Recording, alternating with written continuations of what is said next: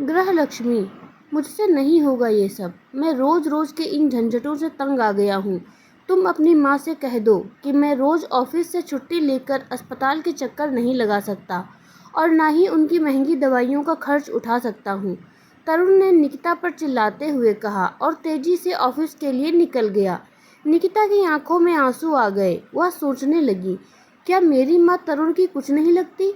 अगर तरुण की माँ बीमार होती तो क्या वह उनका इलाज नहीं कराता? क्या तब भी वह डॉक्टरों की फीस और दवाओं पर होने वाले खर्चों को ऐसे ही जोड़ता? जब मैं अपनी सास को अपनी माँ जैसा आदर दे सकती हूँ, उन्हें अपनी माँ जैसा समझ सकती हूँ, तो तरुण ऐसा क्यों नहीं कर पाता?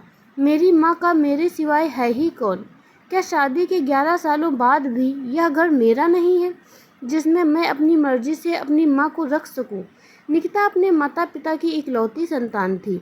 उसके माता पिता ने बड़े अरमानों से और धूमधाम से तरुण के साथ उसका विवाह किया था। निकिता के पिता की छोटी सी किराने की दुकान थी। शादी के बाद निकिता अपनी दुनिया में बहुत खुश थी। उसे भरा पूरा ससुराल मिला था। देवर ननद ने उसके भाई और बहन की कमी को पूरा किया। शिवांगी के जन्म के बाद से उसकी खुशियां दोगुनी हो गई थीं। पर सदा समय एक सा कहाँ रहता है। लगभग 5 महीने पहले अचानक ही निकिता के पिता की मृत्यु दिल का दौरा पड़ने से हो गई। पिता की मृत्यु के बाद निकिता की माँ बिल्कुल अकेली पड़ गई थी। उसके पिता की दुकान भी निकिता के चचेरे भाइयों ने मिलकर हड़प ली थी। पूरी तरह बेसहारा हो चुकी माँ को निकिता अपने साथ ले आई थी। उनकी तबीयत भी ठीक नहीं रहती थी। हालांकि माँ उसके साथ रहना नहीं चाहती थी, पर निकिता अपनी उस माँ को कैसे छोड़ देती जिन्होंने उसे जन्म दिया था, अपनी उंगली पकड़कर चलना सिखाया था। शुरू में तो सब ठीक चलता रहा, परंतु कुछ समय बाद ही निकिता की सास को छोटी छोटी बातें बुरी लगने लगी थी। तुमने अपनी माँ को चाय पहले क्यों दे दी? अपनी माँ को दूध क्यों दिया? मेरे पोते को अपनी माँ से दूर रखो। पता नहीं उन्हें क्या बीमारी है। कब तक तुम्हारी माँ यहाँ रहेंगी? उन्हें किसी वृद्धाश्रम में क्यों नहीं डाल देती? कब तक वे मेरे बेटे के पैसों पर ऐश करेंगी? वगैरह वगैरह।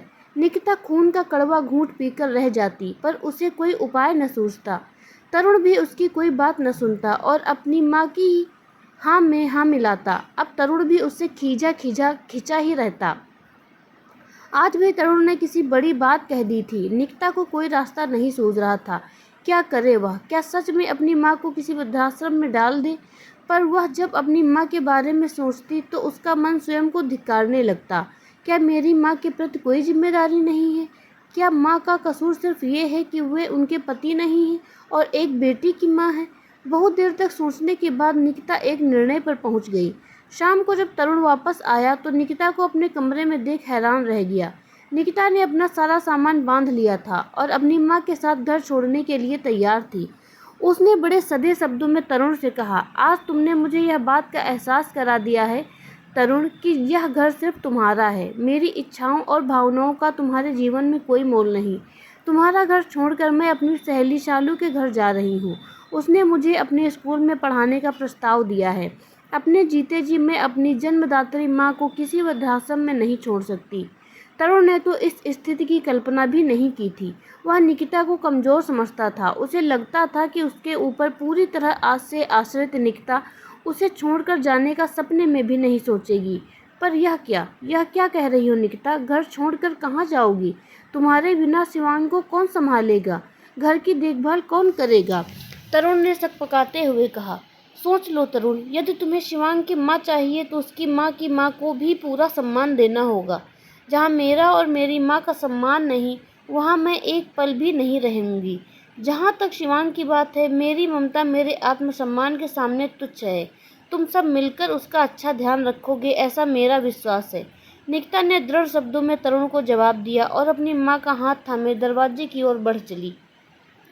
मुझे माफ़ कर दो बेटी, मैं अपने पुराने विचारों के आवरण को हटा नहीं पा रही थी।